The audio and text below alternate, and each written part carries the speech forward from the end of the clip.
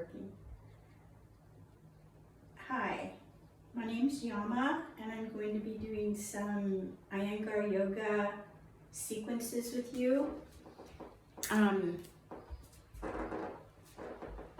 The first sequence today is going to be basically leading you into a 90-degree angle forward bend and different poses that comprise that posture. So we're going to start in Tadasana, bringing your big toes and inner heels together, standing with your legs engaged, which means squeezing the thigh muscles. And bring your attention into your feet to begin with, because that's the foundation. That's the beginning, like in a building. So there's 4 corners on each foot, a rectangular foot shape, sole of the foot. So bring your attention into those 4 corners on each foot. Take a moment to do that, to find the inner heels, the outer heels. The big toe side of the foot, that corner, and then the big toe, the little toe side of the foot. And descend through those 4 corners equally. And then bring your attention into your heels. Pressing your thighs back, bring the weight slightly backwards into the heels as you stretch your toes forward and spread your toes like fingers. So press into the heels, and behind your toes is the ball of your foot, just like in your hand here, they're very similar. Spread and descend through the balls of your feet. You might need to lift your feet up a bit to smooth those areas, the heels and the balls of the feet. Sometimes they're a little wrinkly. You want them smooth, flat, and pressing down, just like roots of a tree growing down to create the stability. Then from your little toe back to your heel, the outer edge of the feet, that has to be like Velcroed to the floor. And then on the inner sides of the feet where they're touching, that's where the arch is. So you want to lift your arch all the way up through your inner legs. That's a lot of details. That's a lot of simultaneous actions. It keeps us focused and busy in that way of being concentrated in our body, creating actions, subtle actions. And that's what really keeps you engaged when you're in a yoga pose. It looks like I'm standing here, but I'm actually very, very active in my feet, and that activity automatically draws up into my legs, just like drinking through a straw or mercury rising in a thermometer. It travels, the energy travels, and it goes up through your hips and pelvis. And then you get towards your torso, your spine, and your upper body. So now you start to broaden across your collarbones, find your shoulder blades in the back, draw them in and down as you lift the ribs up. So we're continuing with our feet and legs, and we're adding on the second half of the body, and we're extending our arms, extending through the hands, and bringing your head in line with your tailbone. So as you press your thighs back, bring your tailbone slightly forward, but don't let your legs give in. So there's a movement like this happening in this area via the legs and squeezing the buttocks and the tailbone coming forward. A lot of details, I know. I'm not expecting anyone to get it all at once. That's why we practice every day, if possible. Even for 10 minutes is good. Just doing Tadasana is a lot of practice, right? So just be here for a moment, quiet, on your own time and space. Visiting those areas that I just spoke of. Interacting and engaging and noticing the effects of those actions.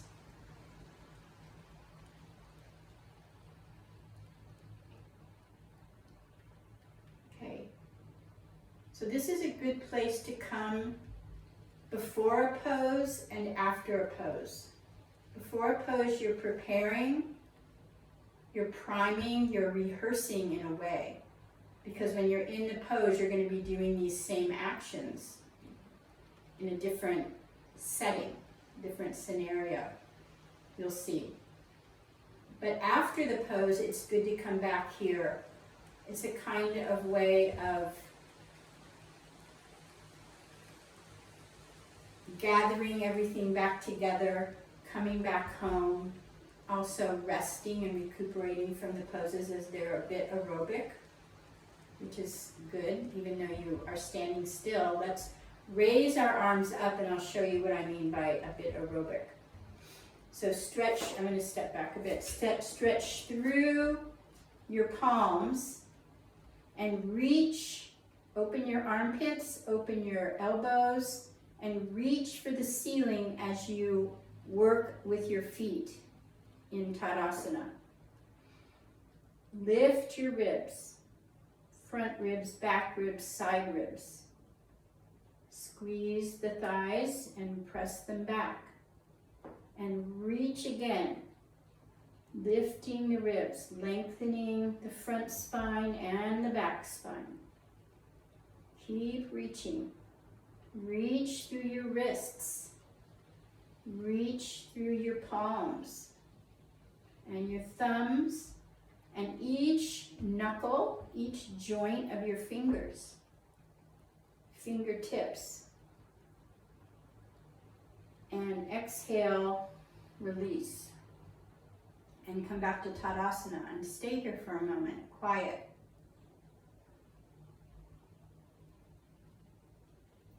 Just feel your breath. So you might notice you're a bit out of breath, like I was saying, it's quite aerobic. And feel what you feel. I feel my hands near my thumbs. Everyone's going to feel different areas at different times. Each time you do the pose, you may feel something different than before. One side of your body may feel something and the other side may feel differently.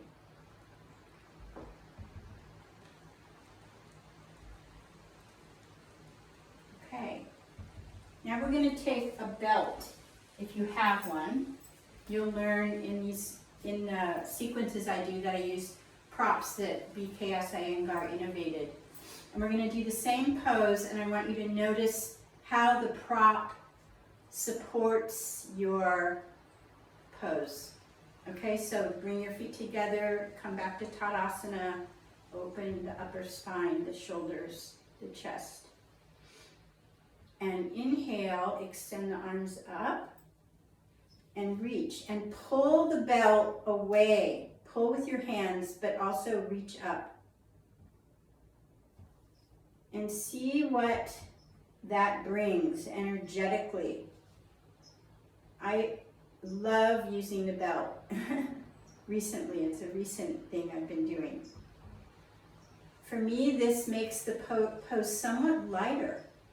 It's as though my torso is almost hollow and just very light, pulling away the hands from one another and lifting up the arms. It does something energetically for me, and probably for you as well. Okay, now we're going to exhale and release consciously, and you can drop the belt, drop one hand, and just feel again. Notice your breath.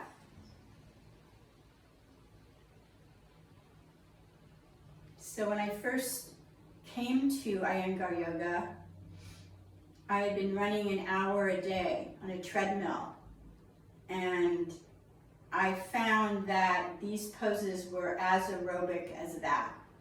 As you can tell, you're slightly out of breath, right? And so I decided to get rid of the treadmill and the running and do these kind of things. So my spine, I just fell in love with it, but it's better for the spine, better for the knees and legs. Treadmills are pretty padded and pretty good, but I just found out my yoga practice to be taking care of everything I needed in a better way. Okay, this time we're going to do that again. Extend up. And now open your belt up. And bring your arms back slightly. And continue to pull the arms apart. Everyone's going to do this at their own pace, in their own degree to which their body's comfortable. I'm continuing to lower my arms behind me and lift my ribs and squeeze my legs, descend my heels, extend my toes, broaden the balls of my feet. A lot of times when you're working with one end of your body, this is the upper body, you want to bring your attention into the opposite pole, because that's what creates the grounding and the anchoring, and that's my feet and my legs are allowing my upper body to do this work. So I have to be very attentive to what is less obvious, which is my feet and legs. Good. And then you can even tighten the belt up slightly, and I'll turn around so you can see, and bring the arms up as far as you can. Keep the legs working, keep the ribs lifting. Don't overdo it. You can open up again and extend up. And bring the arms down. Come back to Tadasana. And breathe. Be inside. Notice the energy.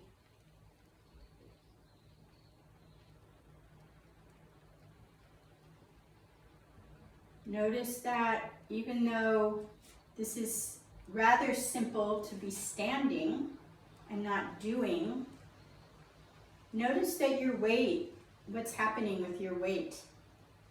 Is it completely static?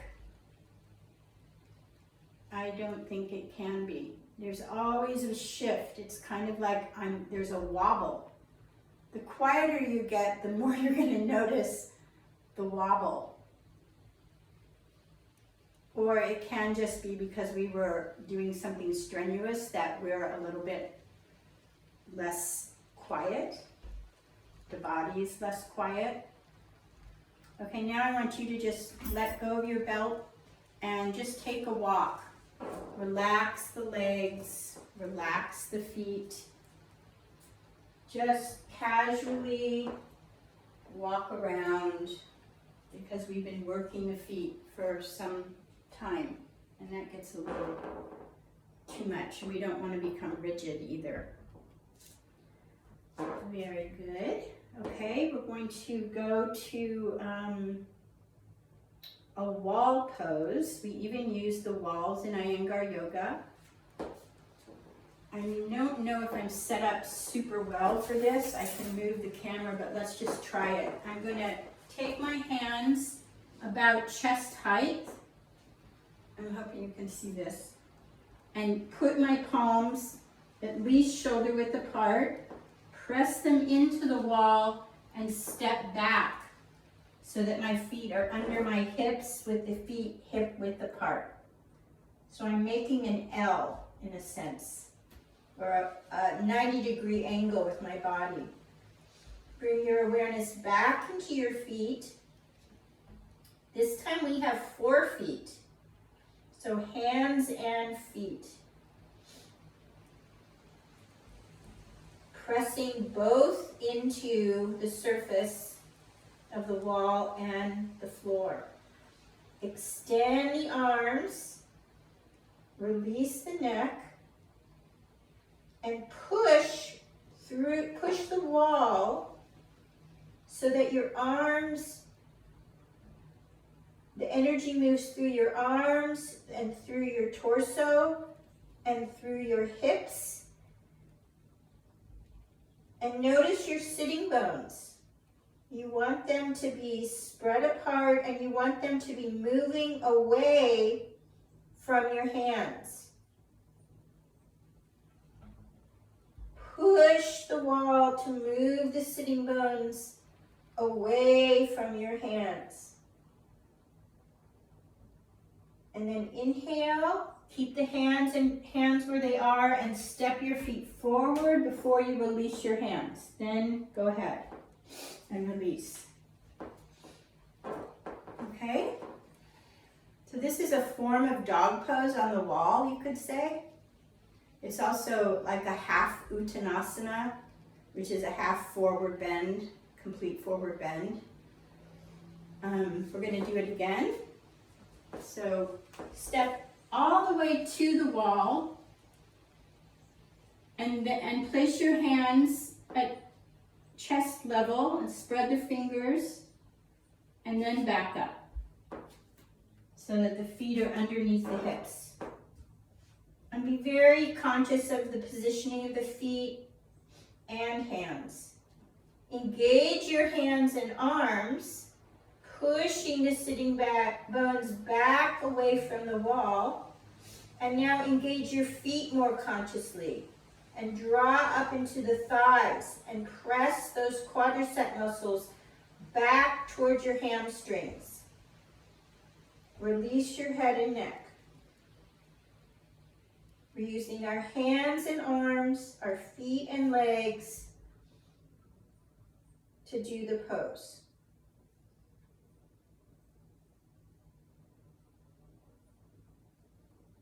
Inhale, look forward a bit towards the floor, towards the wall, step forward and release. And again, you can turn around, but just stand in Tadasana. You can even put your heels at the wall and have your body at the wall and let the wall support you in Tadasana.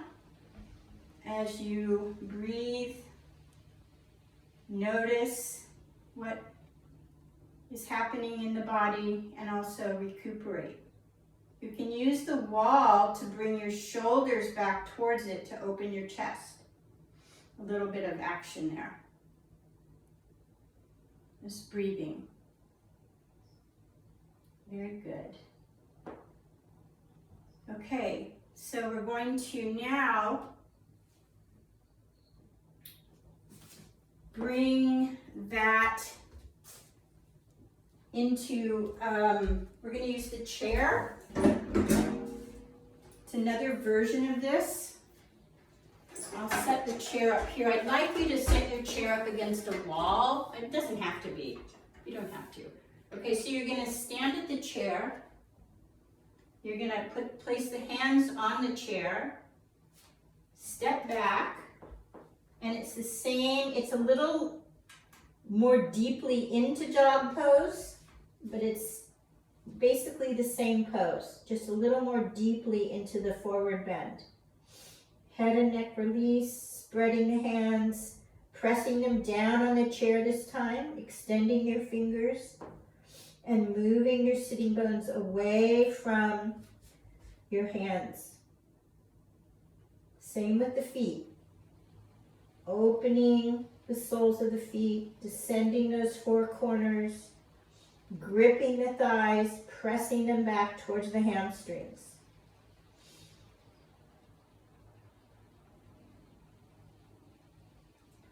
Notice what's happening in your abdomen. It's your hands and arms, your feet and legs that are active.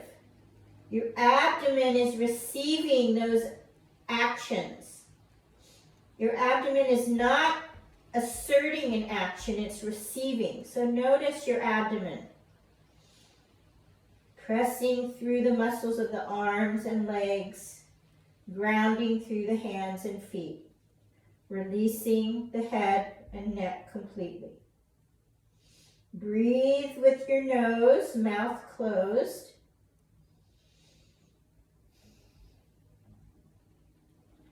And when you're ready, open your eyes if they were closed. Step forward as you inhale to come back to Tadasana.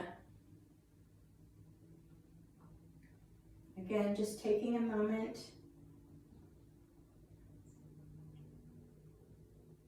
to breathe and notice the body.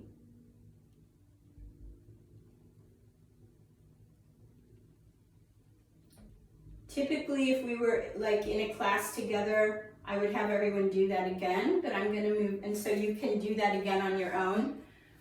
If you wanna stop the video or just come back to it in your own practice, I would do it twice at least, or 3 times. And then we'll go to the next pose, which is downward facing dog on the floor. I think I'm gonna have to move this camera back a little bit.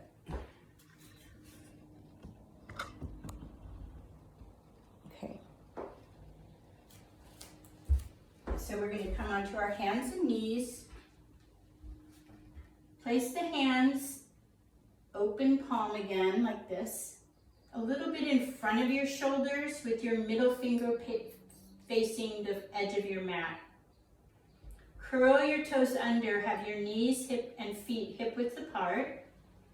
I'm sure this is quite a familiar pose if you've done yoga before. And I want you to keep your knees bent. I don't want you to straighten your legs. We're just gonna, like we did on the wall, we're just gonna focus on your hands and arms all the way through your torso to your buttock bones. This time, you know, you're gonna be facing down and it's gonna be heavier, right? The head makes it quite heavy. Okay, so I'm keeping my knees bent. I'm not doing anything with my legs. I'm not doing one thing with them. They will lift off the ground. You'll see. So watch me do this, okay? Don't do it yourself, just watch.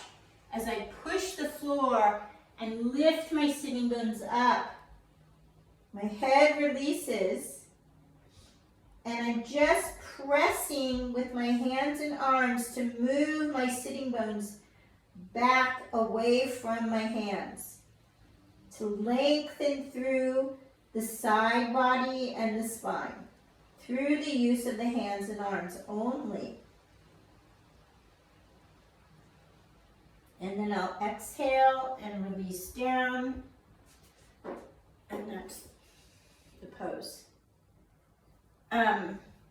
So let's try that together, and what I'd like you to do, I'm going to mention this later, I'm going to mention this part of your hand, okay? When I mention what I'm going to mention, it's this part of the hand that I'm going to be speaking about, and I'll get to that in a few minutes. Okay, so set yourself up again with your hands open, middle fingers pointing forward. Extend up through your arms, knees and under your hips, hip-width apart. Toes curled under.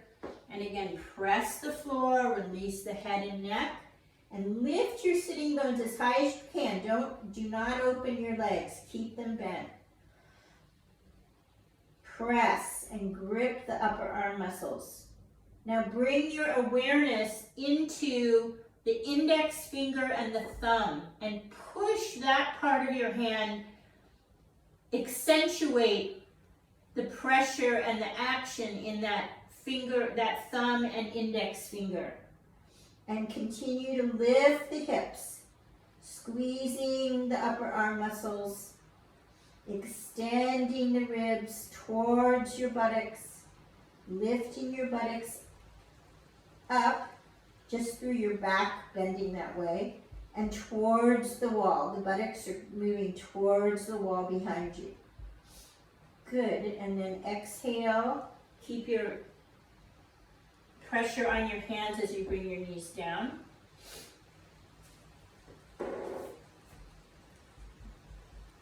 And just sit back on your heels for a moment. So when you come out of dog pose, you typically you will be doing a pose called forward Virasana.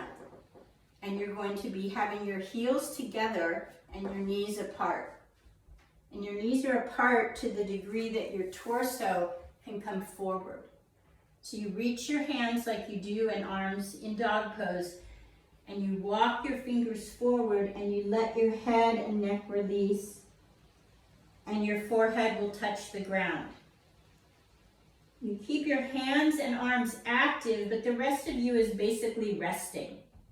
Knees apart, buttocks on the heels, head releasing, and just breathe. Nose, breathing through only through your nose and keeping your lips together.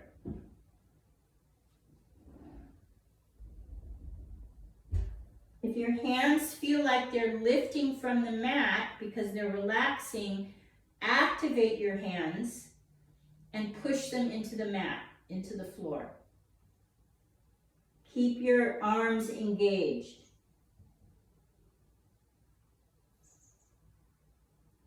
So this is really a resting pose for Adhomukasvanasana, but it also is a part of Adhomukasvanasana. It's the arms, the first part, the arms going back through the torso into the buttocks. So you're continuing to teach the body. You're continuing to imprint that on the body, and it's a deep forward fold at the hips here. But it's also resting because of the legs and because you're in between poses. It's a nice way to passively, in a way, you could call it a restorative pose where you're passively resting from dog pose. It's a nice pose to do before you do dog pose, to prepare, to remind the body to get that process of dog pose started. Okay, now we're going to add in the legs, and I will demonstrate and explain. So I'm going to go up the same way. I'm going to do everything I was doing with the arms and hands, and I'm going to simply push the floor through the balls of my feet. If you push, push, push, push, push, your legs will open up. And then you're pressing through your quadriceps towards the wall behind you, lifting the buttock bones and extending through the arms and torso to make those buttock bones through the arms and legs as tall as you can. Release the head and neck. Press into that index finger and thumb area. Breathe through your nose, lips closed.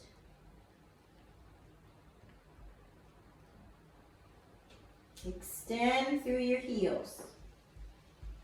Shins and thighs moving back. Exhale, bend your knees, come back down. And you can come into forward Virasana, knees apart, and extend through your hands. And now I'm just going to allow you, or let you, or suggest that you just relax your hands and just take some breaths. You can also bring your hands towards your feet into more of a child's pose and rest.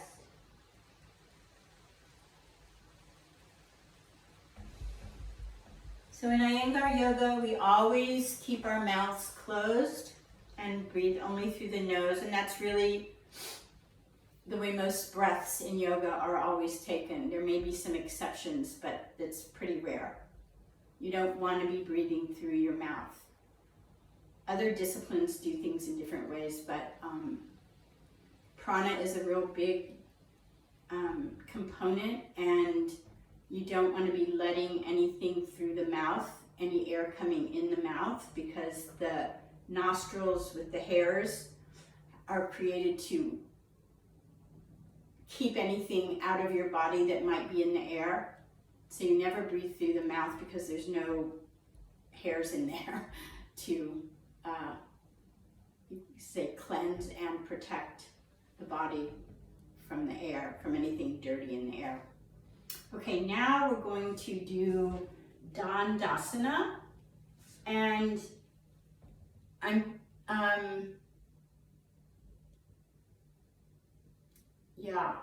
need to set it up so that, I think you can see me. I think I can do this. We're gonna also use our belts.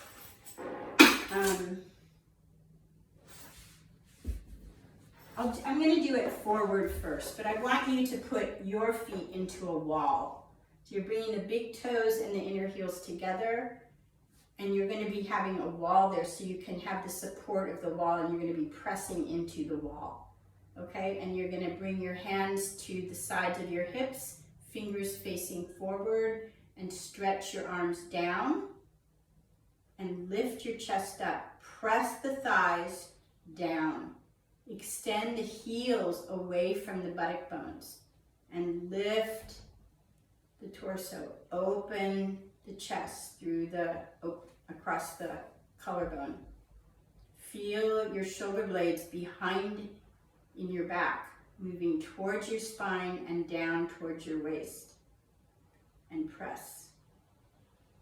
I wish I could show you this at the wall. I'm just afraid of turning around. It's not very clear. Okay? And then release, and then take your belt. And it's nice to double your belt. And we're going to see, I wanted you to notice that in the dog poses, the one at the wall, the one on the chair, and the one on the floor, our bodies are in this 90-degree angle. And in the first pose we did, standing in Urdhvahastasana with our arms up, in dog pose, that's also what you're doing, right?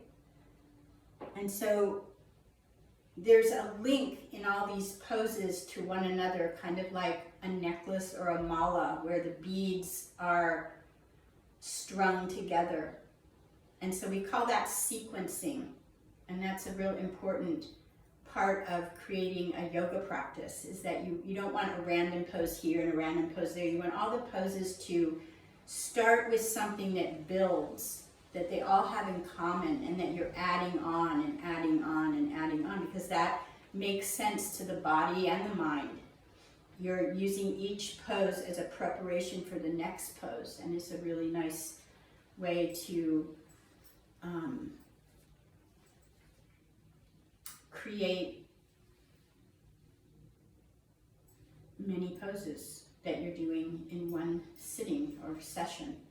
So this time we're going to activate the legs, hold your belt, and lift your arms up, and see if that creates any more lightness, which I find it does. Really press the thighs down. Lift, lift. Descend the sitting bones, lift the side ribs. Descend the sitting bones and open the feet. Descend the thighs, press them down, and lift the side ribs. Lift the back ribs, lift the front ribs. Good. Breathing through the nose and exhale. So can you see how aerobic this is? It's not just aerobic to be pressing the legs, that's quite aerobic too, but we're also extending. I don't have to tell you that, you know. Okay, this time we're going to do it again, and we're going to be opening our belt like we did in the first pose. So lifting up, pressing down, and start opening the belt.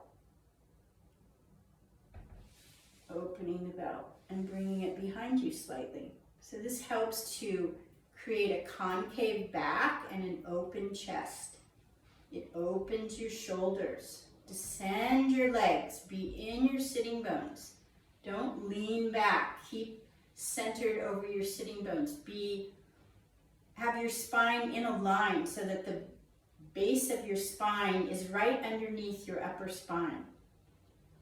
And then you can bring the arms back if you can. You can open the belt wider and then up again. It's kind of a creative way of doing this pose. And exhale, release. Bring the hands back to the sides.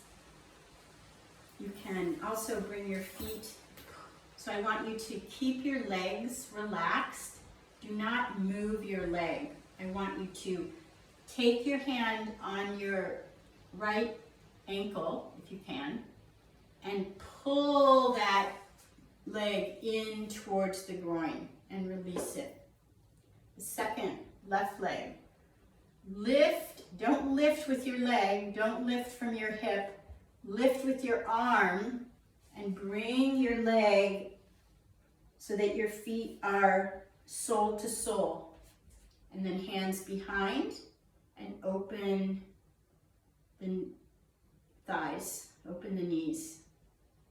So in this pose, you're paying attention. It's Baddhakonasana. Baddha means angle, and Kona means angle, actually. So you're pressing the outer edges of your feet into one another, like the binding of a book. So the top of your feet can open up like the pages of a book open from one another, but the binding of the book, the outer edge of your foot that's touching the mat, needs to be pressing into one another. And this is a pose you can sit and do for 5 or 10 or 15 minutes. It's something you just have to hang out in. That's how you practice it. It's nice when you've been doing a lot of straight leg poses to come into a release of Baddhakonasana, lifting the spine. This pose, I'm just going to release for a moment and show you. It asks a lot. It's a forward bend too, and forward bends ask a lot of the back of your legs and this part of the body, the lower back and buttocks and hamstrings. And sometimes we can't move from beyond this kind of a position. This is it. This is as straight up as you can, a lot of times people can get. And so what helps, they can't come here, in other words. This is tight, and the backs of the legs are tight, and it won't allow you. And if you think about it, this is the position you sit in your car a lot. I don't like that. I always make my car seat as straight as I can. I don't like buying certain cars. I won't say what brands they are because they are not straight enough, and they're teaching me to be here. And this is also positions you sit in chairs and on the couch, and also those lazy boy type chairs. And so that's not the direction we want to go in. If this is hard, and it helps me too, it's more comfortable to take 1 or 2 blankets. This is a Mexican blanket, is a nice firm blanket, and you fold it again and you put it down and you sit the buttock bones just back away from the edge of the blanket, and you bring your feet and legs in, and it really supports you, gives you an extra lift. So basically when you sit on the floor, which I recommend doing as often as you can, that you sit on blankets, because they just support you, especially if you're going to be there for a long period of time. They just give you what your body can't accomplish on its own, and they teach you to sit up straight. They allow your spine to be straighter than if you didn't have the blanket. And that's what the props do. They help you do what you can't do until you get to the point where you don't need the prop. But 1 folded blanket is always a good idea. It's fine to sit without one, but it's always, if you're going to do it as a rule, it's nice to have blankets around to sit on. All right, so now we're going to move to one last pose, I believe, 1 or 2 that are similar to each other. I'm going to turn around. I'm going to put my feet into the wall. I'm going to bend my knees slightly and lay down. So now I'm doing Tadasana into the wall on the floor. It's quite different. I'm going to take my hands over my head and double my belt and use my belt to extend my arms. So now I'm doing the pose we did in the beginning, Urdhvahastasana, but I'm doing it on the floor. So I'm working my feet and my arms and my legs, and my abdomen is released, but my abdomen is definitely receiving a lot of toning just from laying down on the ground, working my arms and legs and feet and hands. On an inhalation, I'm going to lift my legs up. So I'm in Dandasana position, but I'm prone, lying on the floor. There's a bit of abdominal work going on, although I'm using my feet and my hands and my arms and my legs. I'm not using my abdomen at all, and I don't want you to either. So the way we work in yoga regarding the abdomen is to use the arms and legs. And the abdomen receives that work, but it does not assert or initiate or do any work.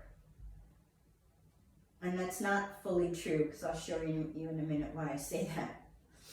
Okay, so now you can extend the legs and feet towards the wall, and you can also bend your knees, and you can take your feet apart and rest your knees together and relax your arms for a moment.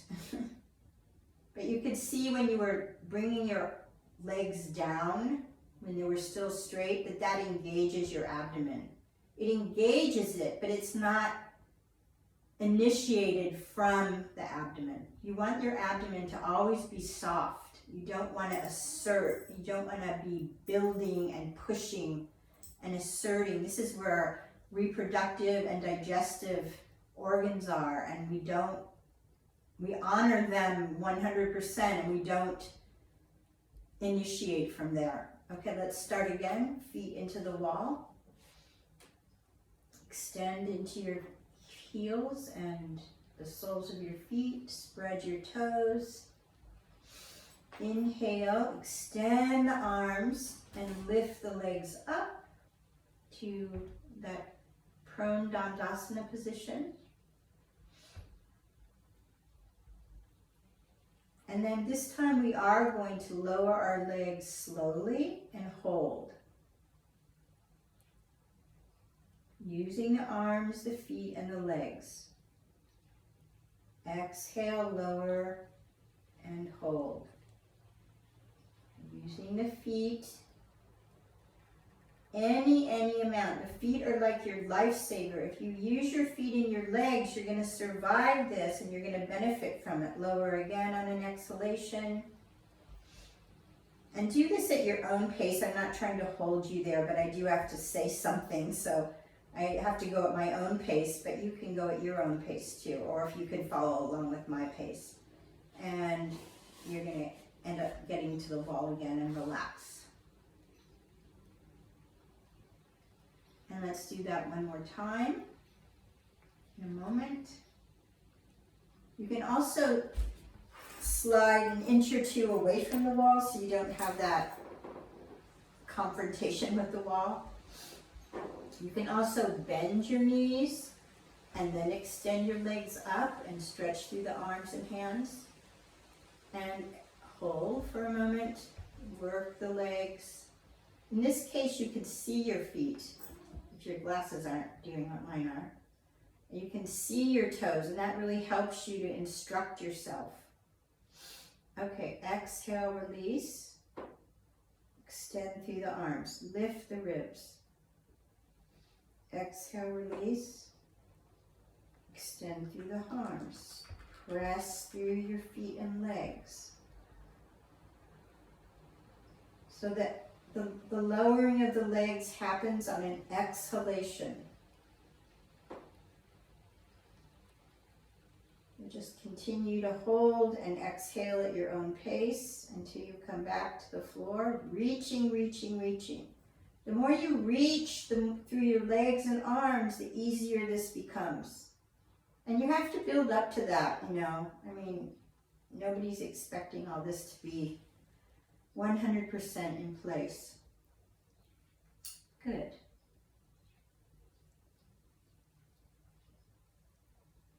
I hope you can see the similarity in the poses that we've done.